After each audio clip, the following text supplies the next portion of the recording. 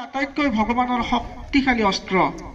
গতিকে সময় আমাক পুৰস্কৃত কৰিব পাৰে, সময় আমাক তিৰস্কাৰ কৰিব পাৰে, সময় আমাক গঢ়িব পাৰে, সময় আমাক ধ্বংস কৰিব পাৰে। কেৱল আমাৰ ধৈৰ্য লাগিব, সততা লাগিব, আমাৰ বিশ্লেষণ লাগিব, আমাৰ চিন্তা চৰ্চা যোগাত্মক হ'ব লাগিব। কথাটো হ'ল, মই যেতিয়া কোচিং চেণ্টাৰটো ষ্টাৰ্ট কৰিছিলোঁ তেতিয়া মই প্ৰথম গ্ৰুপটো কৰিছিলোঁ 10জন ছাত্ৰৰে। এসপ্তাহ পিছত মই দ্বিতীয়টো গ্ৰুপ ষ্টাৰ্ট কৰিছিলোঁ আৰু এনেকৈ ক্ৰমান্বয়ে গৈ আজিৰ তাৰিখত ভগৱানৰ কৃপাত, ৰাইজৰ মৰমত, ছাত্ৰ ছাত্ৰীৰ আকৰ্ষণত মোৰ কোচিঙত 100জন ছাত্ৰ আছে, য'ত অকলে মই কাম কৰোঁ। আজিলৈ মই কোনো শিক্ষকক এপইণ্ট কৰা নাই, কাৰণ মই দায়বদ্ধ হৈ আছোঁ। প্ৰচণ্ড বৰষুণ, বাৰিষাৰ গোটেই বৰষুণ মোৰ মূৰত যায়, কাৰণ 6টা বজাত মই কোচিংটো ষ্টাৰ্ট কৰি মই 2টা গ্ৰুপ কৰি মই মোৰ বিভাগীয় দায়িত্ব পালন কৰিব লাগিব। আবেলি মই দুপৰীয়াৰ ভাত নোখোৱাকৈ 3:30 বজাত যাতে ছাত্ৰ ছাত্ৰীয়ে মোলৈ ৰৈ থাকিব নালাগে, সেই দায়বদ্ধতা ৰাখিছিলোঁ বাবেই কিজানি মোক ৰাইজে ইমানখিনি মৰম কৰিছে। আৰু মই ভাবোঁ আজিৰ যিটো উদ্দেশ্য, যিটো পবিত্ৰ লক্ষ্য আৰু পবিত্ৰ উদ্দেশ্য লৈ উদ্যোক্তাসকলে ইয়াত আমাৰ জ্ঞানপুষ্ট শিক্ষাগুৰুসকলক আমন্ত্ৰণ জনাইছে, মৰমৰ ছাত্ৰ ছাত্ৰীসকলক আমন্ত্ৰণ জনাইছে, সেই উদ্দেশ্য যাতে আপোনালোকৰ সফল হয়, আপোনালোকৰ সুন্দৰ হৈ উঠে। আৰু এই অনুষ্ঠানটো মই ভাবোঁ আজিৰ পৰা 20টামান বছৰ আগতে আৰম্ভ হ'ব লাগিছিল। আমাক এটা ভাল কোচিঙৰ এটা অঞ্চলত প্ৰয়োজন আছে। আৰু মই প্ৰায় সভাত কওঁ এইটো কথা যে আমাতকৈ আচলতে আমাৰ যিখিনি বয়সস্থ বয়োবৃদ্ধ, আমাৰ ছিনিয়ৰ, তেখেতসকল বেছি সামাজিক। কিয়নো আজিৰ ল'ৰা ছোৱালীয়ে, নীলমণি ছাৰে অকণমান আগত কৈছিল, নম্বৰৰ পৰিমাণ বাঢ়িছে, গুণগত মানদণ্ড কমিছে। আমি খুব কম অনুষ্ঠান কৰিছোঁ আমাৰ জেনেৰেশ্যনটোৱে। আমাৰ জেনেৰেশ্যন আমাতকৈ সৰুকে দিয়ে এই যিখিনি মানুহ আমাৰ লগত আছে, এখেতসকলে মন্দিৰ, পবিত্ৰ মন্দিৰ, মছজিদ, বিভিন্ন ধৰণৰ প্ৰেক্ষাগৃহ, খেলপথাৰ, বজাৰ, আটাইখিনি এখেতসকলৰ জেনেৰেশ্যনে কৰা। গতিকে এখেতসকল আচলতে বেছি সামাজিক।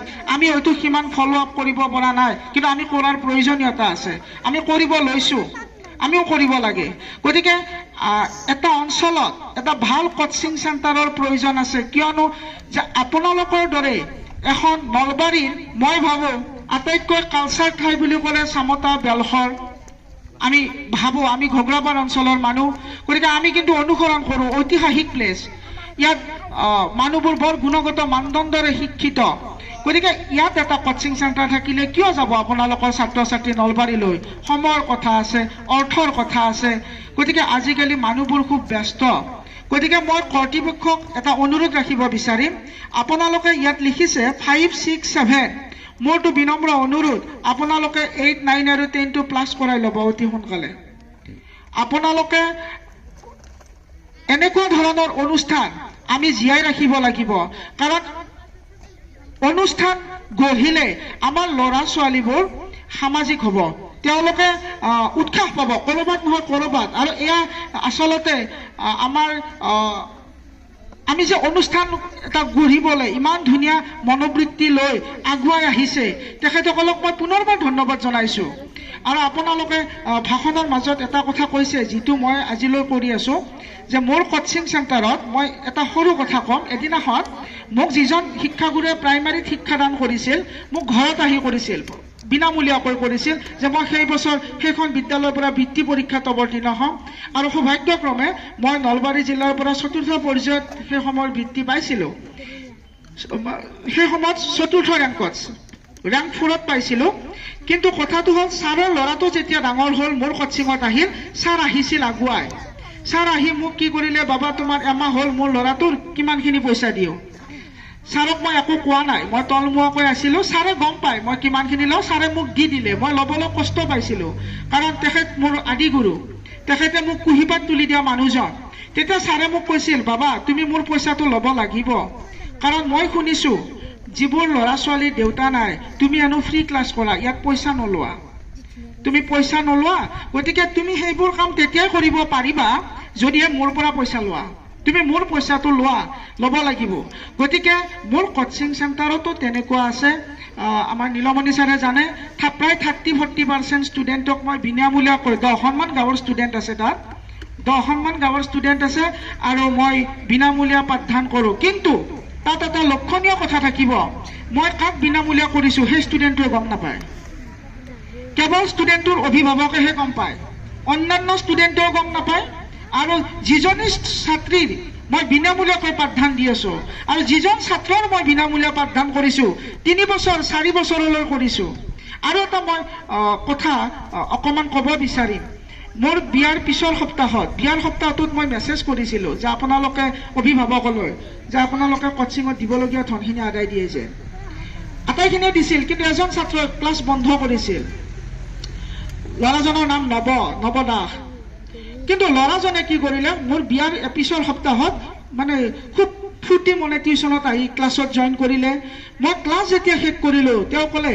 যে ছাৰ মই পইচা আনিছিলোঁ মই বোলো ঠিক আছে দিয়া তুমি কিয় অহা নাই ছাৰ মই নাছিলোঁ ঠিক আছে পইচাটো দিলে কিন্তু মোৰ জীৱনৰ সেইদিনাখন আছিল এটা বিশেষ দিন কাৰণ সেইদিনাখন মই 10 টকীয়া নোট পাইছিলোঁ কেৱল 10 টকীয়া নোট মোক 800 টকা দি দিলে কৈছে ছাৰ বাকীখিনি পিছত দিম আজি 800 টকা দিছে মায়ে তেতিয়া মই একো কোৱা নাই তেওঁক খালি কৈছিলোঁ তুমি ৰুমলৈ আহা মোৰ ৰুমলৈ আহা মই মোৰ অৰ্ধাংগিনীক এটা ছাইডত বহাই মই এটা ছাইডত বহিছিলোঁ তেওঁক মাজত বহুৱাই লৈছিলোঁ তেওঁক মাজত বহাই লৈ কৈছিলোঁ যে বাবা মোৰ জীৱনৰ এটা ডাঙৰ দিন আৰু মোৰ ভয় লাগিছে পইচাটো লওঁতে তুমি ক'ৰ পৰা পাইছা 10 টকীয়া নোটবোৰ তেতিয়া তেওঁ ক'লে মায়ে দিছে মই তোমাৰ মা কি কৰে কৈছে মোৰ মা বৰাজল বজাৰত চাহ আৰু ভকা পিঠা বিক্ৰী কৰে দেউতা কৈছে দেউতা ভণ্টি জন্মৰ পিছতে ঢুকাইছে ঠেলা চলাইছিল মানে বাৰিষা গছ আনি থাকোঁতে ঠেলাখনে হেঁচি ধৰি দেউতা ঢুকাল মই তুমি ইয়াতে ঘৰ নহয় নেকি কৈছে ছাৰ মোৰ ঘৰ ইয়াত নহয় মামাহঁতৰ ঘৰত থাকোঁ বালিকুচিত ঘৰ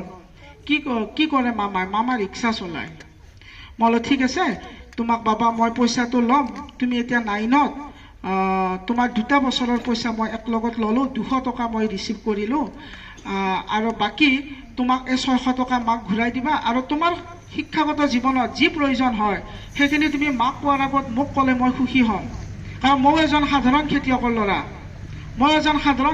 ল'ৰা আৰু এইখিনি কাম যদি মই চিন্তা কৰিব নোৱাৰোঁ নেলছন মেণ্ডেলাৰ ভাষাত মানে obligations to family and obligation to society দুখন হাতত ৰাখিব দিছে প্ৰথম দায়িত্ব পৰিয়ালৰ দায়িত্ব পালন কৰিবই লাগিব মাৰ প্ৰতি দেউতাৰ প্ৰতি সন্তানৰ প্ৰতি অৰ্ধাংগিনীৰ প্ৰতি ভাগিনৰ প্ৰতি মামীৰ প্ৰতি মামাৰ প্ৰতি খুৰা এই যিটো পৰিয়াল গতিকে মই এজন পৰিয়ালটোৰ আগত ভাল সদস্য হৈ ল'ব লাগিব তাৰপিছতে এখন হাতত অব্লিগেশ্যন টু নেশ্যন ৰাখিবই লাগিব যাৰ বাবে আজি নেলছন মেণ্ডেলা এজন পৃথিৱীৰ লিডাৰ আৰু মোৰ জীৱনৰ এজন ছাত্ৰ হিচাপে এজন শিক্ষক হিচাপে মোৰ জীৱনৰ মহামানৱ মহাত্মা গান্ধীক মই এজন ভাৰতীয় হিচাপে সদায় সন্মান কৰোঁ প্ৰথম পৰ্যায়ত আছে আৰু সদায় থাকিব মোৰ মন আৰু মগজু আৰু 2 নম্বৰত মই নেলছন মেণ্ডেলাক এইখন মঞ্চৰ পৰা সেৱা শ্ৰদ্ধা জনাইছোঁ গতিকে কথাটো হ'ল এই যিটো দায়িত্ববোধ সেই ল'ৰাজনক মই তেনেকৈ কৈছিলোঁ আৰু এইটো মোৰ তোমাক ইচ্ছা তুমি এইটো সুযোগ দিবা নেকি আৰু এই কথা তোমাৰ আৰু মোৰ মাজত থাকিব